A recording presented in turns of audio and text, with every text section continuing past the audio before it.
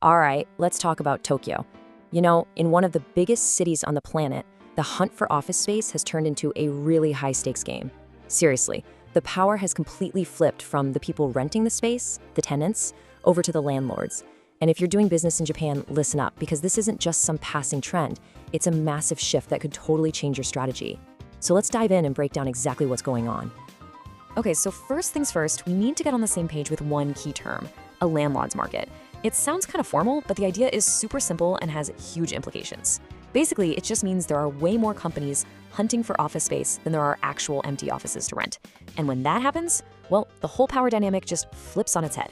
Suddenly, the building owners are the ones calling the shots. And believe me, that is exactly what's happening in Tokyo right now. So you might be thinking, is this for real or is it just hype? Well, the proof is right there in the numbers. And trust me, the data tells a really clear story about a market that's seriously heating up. Let's take a look at the two big metrics that are driving this whole thing. The first number you absolutely need to have on your radar is this one, 2.59%. So what is that?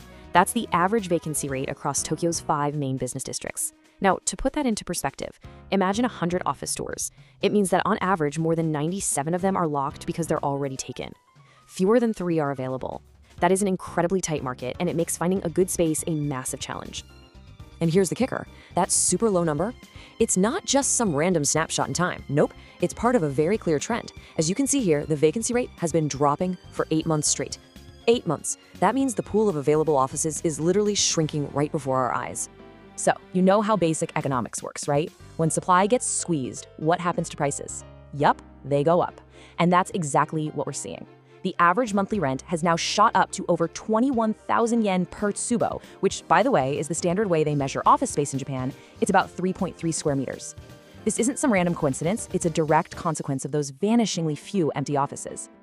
And just like we saw with the vacancy rates, this rent increase isn't just a sudden spike either. I mean, look at this timeline. Rents have been on the rise for 21 consecutive months. That's almost 2 full years of steady upward climbing.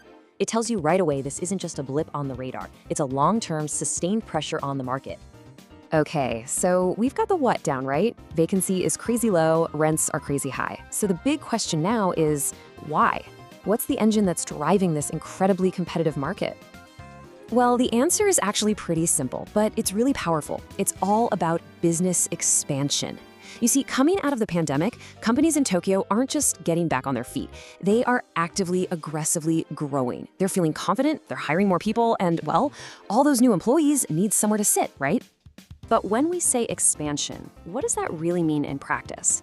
Well, sure, on the surface, it's pretty straightforward. More people equals more desks. But there's another layer to it. It's what we call a flight to quality. Think about it. The job market is tough, so companies are now using these brand new, modern, high-end office spaces as a weapon, really, to attract and hang on to the best talent. Now, all of this intense demand has created a really fascinating side effect. With so many companies all chasing after so little available space, a new and honestly pretty clever trend has popped up. It's all about how businesses are getting creative to solve this growth problem. And it brings up a pretty obvious question, doesn't it? I mean, these shiny new office towers, they're basically full before the ribbon-cutting ceremony.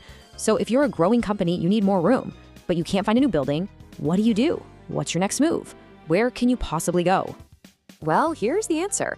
It's a strategy called in-building expansion, or if you want the Japanese term, it's kannai zolsho, and the idea is brilliant in its simplicity. Instead of dealing with the huge costs and the absolute nightmare of moving your entire company, businesses are just staying put. They're renting more space, maybe the office next door, or grabbing another floor, right inside the building they're already in. So why is this suddenly so popular? It really boils down to 2 very practical, very logical reasons. First, like we've been talking about, finding a good new office is next to impossible right now. And second, the cost of just moving, not to mention building out the new interior, has gone through the roof. So when you add it all up, staying put and just grabbing more space where you are often becomes the smartest, the cheapest, and definitely the fastest option. All right, so what does all this mean for your business? If you're looking at Tokyo, how in the world are you supposed to navigate a market this hot? Let's take everything we've talked about and boil it down into some clear, actionable advice.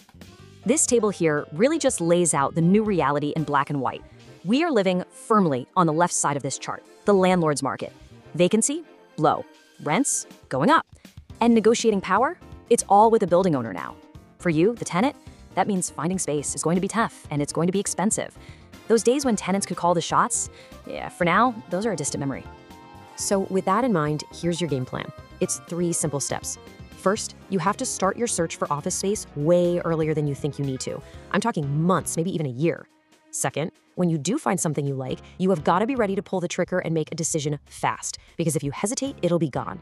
And finally, number 3, think outside the box. Don't get fixated on moving to a new building. Explore all your options, especially that in-building expansion strategy we just covered. So we're going to leave you with this one final thought. The Tokyo office market. It's just not a place for casual window shopping anymore.